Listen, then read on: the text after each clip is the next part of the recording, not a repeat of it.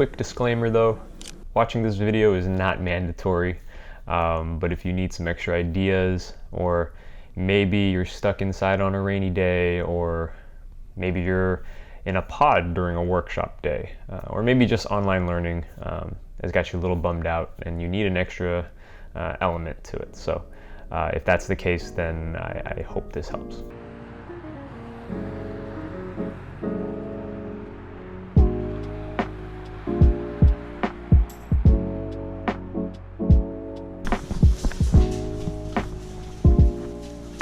Hey everyone, welcome back to school. For our first assignment, you are to go on a photo walk or multiple photo walks to capture a total of 5 images that you would like to bring back to class and present. Go anywhere you'd like. You can go to the park, around your neighborhood, or even just in and around your home if that's what you feel most comfortable with.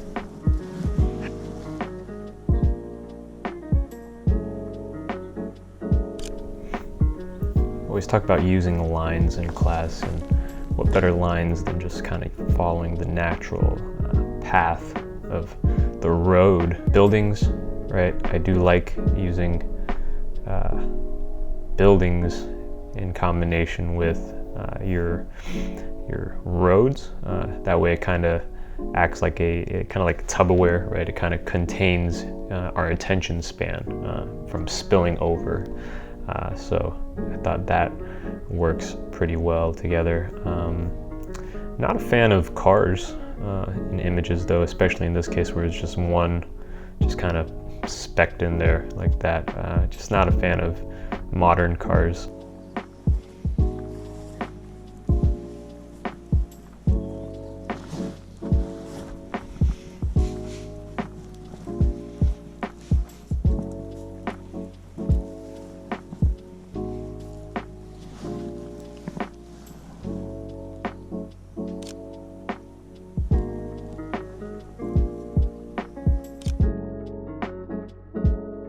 We use the back of his head as, again, kind of an over-the-shoulder shot, right? Kind of provides us with a context of space.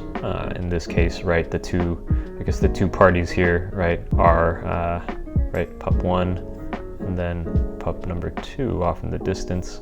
And not only does it provide it space, but in this case, it kind of helps direct our gaze. In this photo, I think, right, I actually racked focus on the dog and the owner in the distance.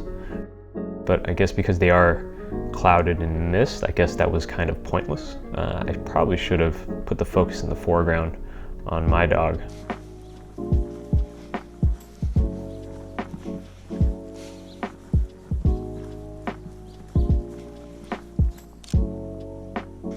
Right, this was the angle that I first wanted to compose. I kind of liked how it went in levels, right? You kind of had 1, 2, and then even just the giant negative space up there, right? 1, 2, 3. I thought it kind of, stacked up well together, but it doesn't really do it for me. A lot of the greenery, I think, kind of is distracting. Power lines, I think you can do a lot of good with power lines, but this is not one of those cases. It's just very jarring to me. So instead of actually taking the trees out of the ground and cutting down the power lines, we could just simply take a few steps over, right? Use our feet, and we can get an image of the chimney from a different point of view. This one incorporates a lot more headroom.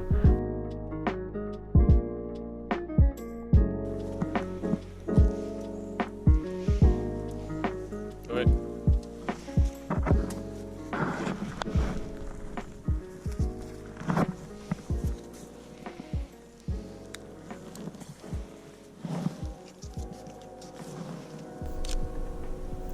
So right, definitely from a low angle, and also just using the fog to kind of help shroud it.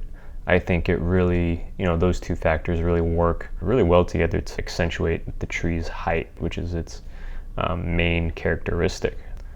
Right, so this was my first attempt, just a quick snapshot of this tree. I thought, right, by using everything kind of below it, right, we can kind of help, right, complement its height, but in doing so, I guess the frame I had left a lot of headroom, which it's kind of counterproductive. A lot of headroom kind of right makes you feel like it's a shorter tree. It fights, right, the headroom with the details at the base of the tree just don't really work together to accentuate the tree's height.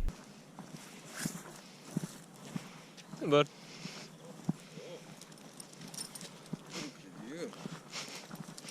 Hey, hey, hey, hey. Oh.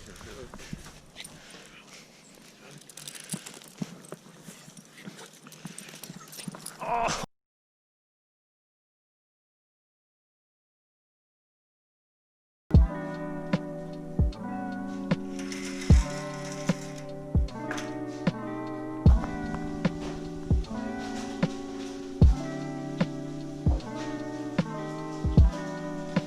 We talk about patterns all the time and how they can be very mesmerizing, but sometimes a break in that pattern can draw your immediate focus there. So why not position that crack kind of along the rule of thirds, right? So I decided to take some photos of kind of the ceiling lights in my apartment.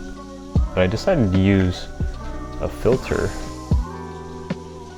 ND filter, that you can just put in front of a lens, or in this case I just kind of held in front of my my phone.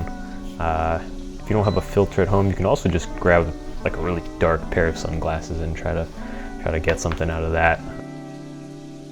But right here I'm looking for the right perspective.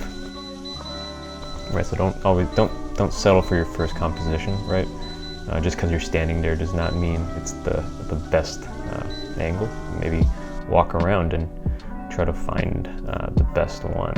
It actually reminded me of, you know, if you've ever been in line at a grocery store.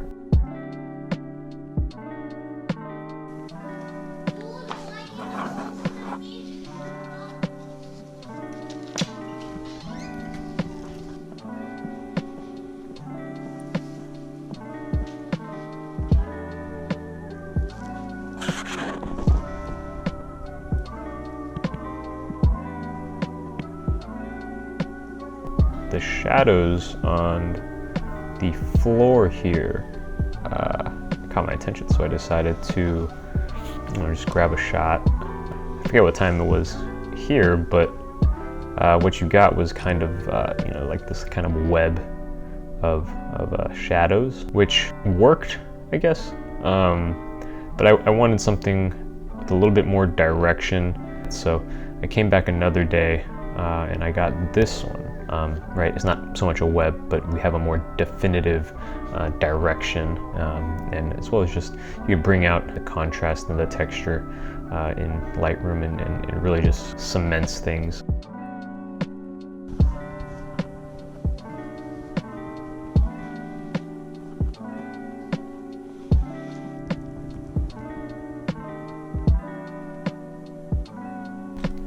And just an empty hallway, but again, right, leading lines takes us to nowhere. All right, and there you have it. Those were my photos that I took to kind of do the assignment with you. I'll be doing these all semester long. Again, not mandatory to watch these videos. The instructions are on Canvas, but again, if you needed something a little bit extra to supplement, then I hope this helps. So, all right, y'all, if you have any questions, email me, whatever it may be. I'll see you next time.